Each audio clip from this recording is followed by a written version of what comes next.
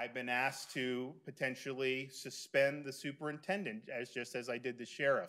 The problem is that I don't have the authority to do that for an official who is appointed. I also was asked maybe look into some of the school board members who are supporting kind of the old regime and have been resistant to change. And I looked at that, and yes, they are elected, but it's not clear to me that having policy disputes would be a reason to exercise that power. And I'm also mindful of the fact that there was just an election just last year where many of these issues were the foremost issues in the campaign, and the voters of this county chose to return some of those school board members or elect some with that posture.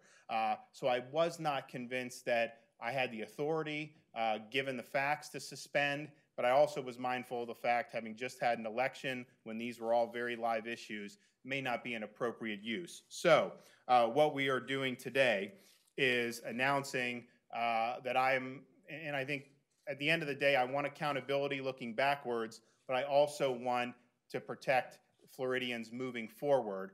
And so the best tool that we have to bring accountability, but also move forward in a better way, is a petition that I filed today with the Florida Supreme Court for a statewide grand jury to look into not only the Marjory Stoneman Douglas incident, but how this school district here and other school districts have handled money for security, have handled all of these issues that impact the safety of our schools. It's not limited to Broward County. It is multi-jurisdictional, but I think it's something that is warranted. I think it's something that may lead to potential accountability measures by a grand jury, but it could also lead to, and I think it will, lead to recommendations about what some of the various school districts could do better.